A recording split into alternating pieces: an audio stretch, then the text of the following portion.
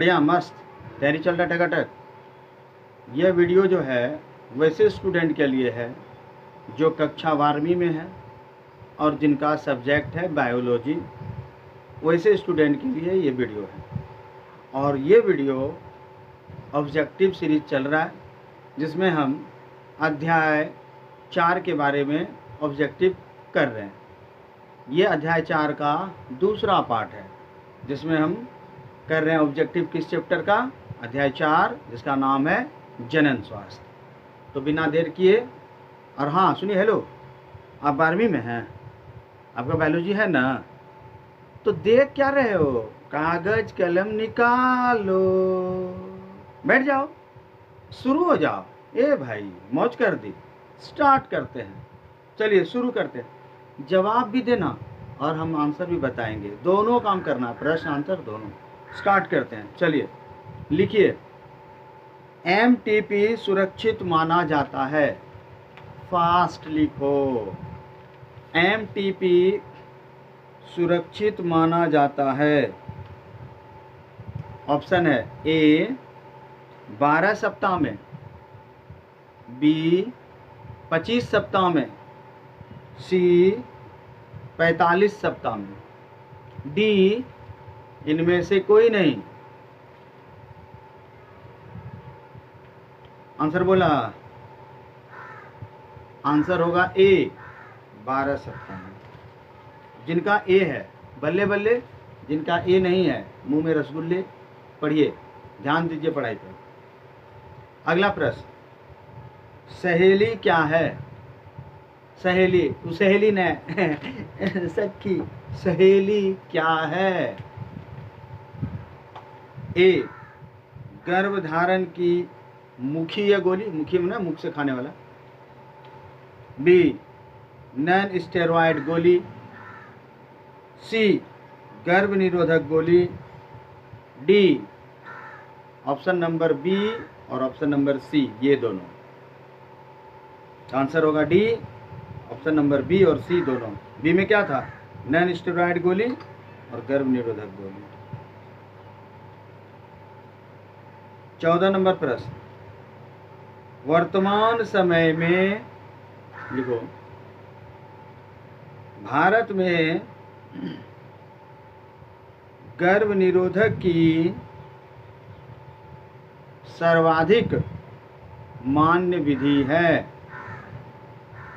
वर्तमान समय में भारत में गर्भ निरोधक की सर्वाधिक मान्य विधि है।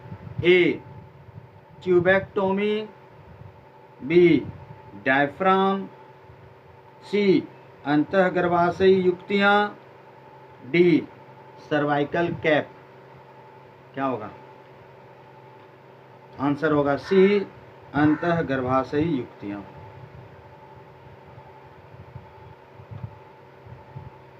15 नंबर प्रश्न है, मेरे हिसाब से, आपका जो भी हो, गर्भाशय में कॉपर टी के एक प्रभावी एवं अंतःगर्भाशयी युक्ति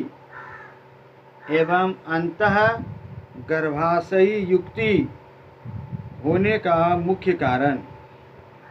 फिर से बोलते हैं प्रश्न, गर्भाशय में कॉपर टी के एक प्रभावी एवं अंतःगर्भाशयी युक्ति होने का मुख्य कारण निम्न में क्या है?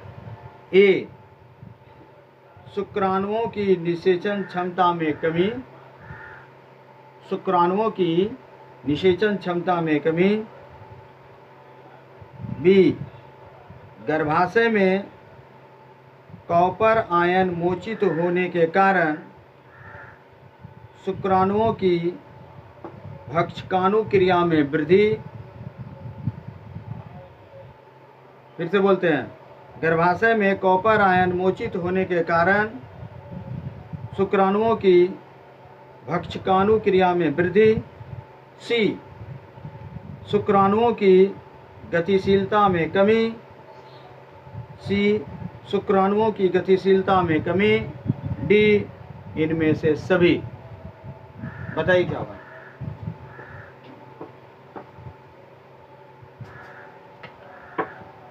इनमें से सभी, आंसर होगा इनमें से सभी। आगे बढ़ते हैं। गर्भ निरोधक गोली के अवयव कौन हैं? गर्भ निरोधक गोली के अवयव कौन हैं?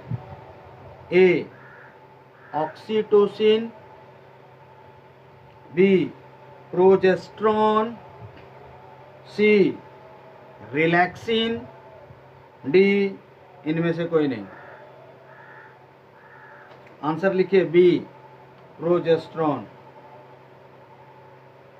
नेक्स्ट क्वेश्चन है, बंध्याकरण की एक विधि है डैश। बंध्याकरण की एक विधि है dash. IUD, loop, copper T, vasectomy. Answer होगा डी वाइसेक्टोमी। उल्लू की तरह मुंह मत देखो, सब पढ़े हुए हैं, सब हो चुका है। जो नहीं आ रहे हो क्लास में वो तो देखेगा, उल्लू बनेगा, और जो पढ़ रहा है क्लास में रेगुलर वो आंसर करेगा। ठीक है। जन्म नियंत्रण की विधि कौन सी है? अगला प्रश्न है, जन्म नियंत्रण की विधि कौन सी है डैश। जन्म नियंत्रण की विधि कौन सी है डैश। जी number A GIFT gift, B IVF, C IUD, D HIF। इसका आंसर होगा सी IUD। 19 नंबर प्रश्न में आइए, कॉपर टी का कार्य है डैश। कॉपर टी का कार्य है डैश। युग्मनज निर्माण को रोकना, गर्भधारण को रोकना, निषेचन को रोकना, डी उत्परिवर्तन। मिला लो ऑप्शन ए युग्मनज निर्माण को रोकना, बी गर्भधारण को रोकना, सी निषेचन को रोकना, डी उत्परिवर्तन। क्या होगा? आंसर होगा सी निषेचन को रोकना। नेक्स्ट प्रश्न पे आइए फटाफट। जन्म दर नियंत्रण में कौन सी रासायनिक विधि उपयोग में लाई जाती है? जन्म दर नियंत्रण में कौन सी रासायनिक विधि उपयोग में लाई जाती है? Option A condom, B loop, C jelly cream, D diaphragm. रासायनिक विधि बोल रहा है, आंसर होगा C jelly cream. Next question, जननांग समस्या किनके द्वारा होता है? जननांग समस्या किसके द्वारा होता है? ए हेपेटाइटिस ए के द्वारा, बी हर्पिस द्वारा, सी पेपिलोम वायरस द्वारा, डी इनमें से कोई नहीं। पेपिलोम वायरस के द्वारा। ये सब तो समस्याएं हैं ना, हेपेटाइटिस ए, हर्पिस, ये सब समस्या का रोग है, मैंने समस्या है, रोग है, पर होता किसके द्वारा है? वायरस से। क्या नाम है? पेपिलोम वायरस। निम्न में कौन यौन संचारित रोग है? टाइफाइड, हैजा, मलेरिया, सिफिलिस। निम्न में कौन यौन संचारित रोग है? टाइफाइड, हैजा, मलेरिया, सिफिलिस। आंसर होगा डी सिफिलिस। स्पर्मिसाइडल क्या है? स्पर्मिसाइडल क्या है? ए गर्भ निरोधक रसायन, बी स्पर्म को शक्ति देने वाला रसायन, सी स्पर्म को गति देने वाला रसायन, डी कोई नहीं।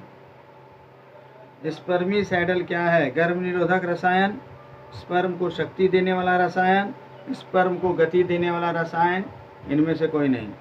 आंसर होगा ए गर्भ निरोधक रसायन।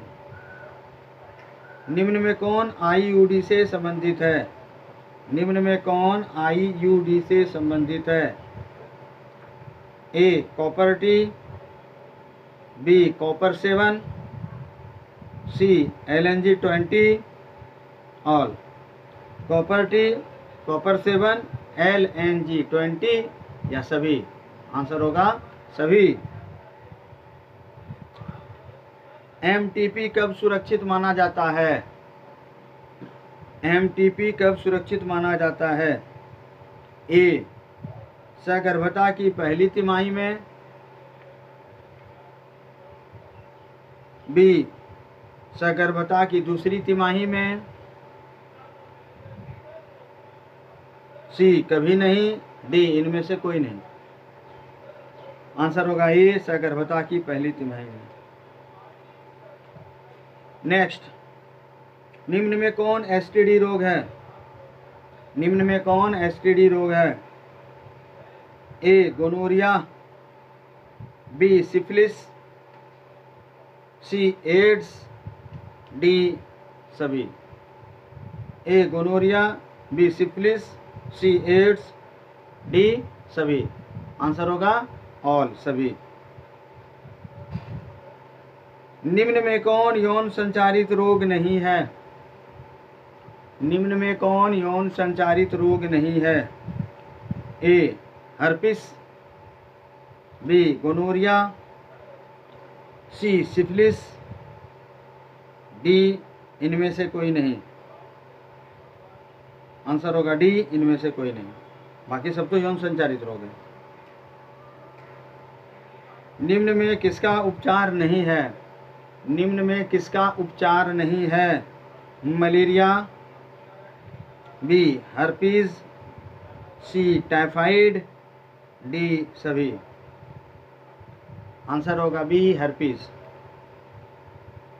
नेक्स्ट सवाल है, एलिसा ELISA एलिसा द्वारा किस रोग की जांच की जाती है?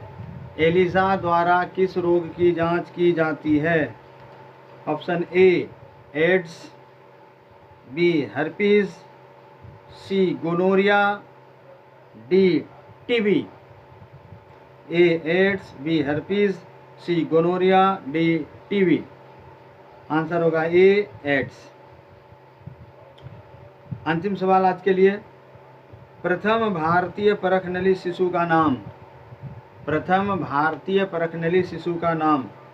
ए बेबी हर्षा, बी हर्षा मातोंडकर, सी जूही चावड़ा, डी सभी। आंसर होगा ए बेबी हर्षा। तो आज के वीडियो में बस इतना ही। अगले पार्ट 3 में हम लोग फिर कुछ सवाल के साथ मिलेंगे। आप लोग मस्त होकर पढ़िए और याद करते चलिए बिल्कुल। और अगर आपको लगे तो वीडियो को लाइक और सब्सक्राइब कर दीजिएगा, और अगले लोगों तक भी अगर आपको लगे तो ज़रूर पहुंचाइए जिनके लिए यह वीडियो लाभदायक सिद्ध हो। तो मिलते हैं अगले वीडियो में फिर से बायोलॉजी अड्डा में। Thank you.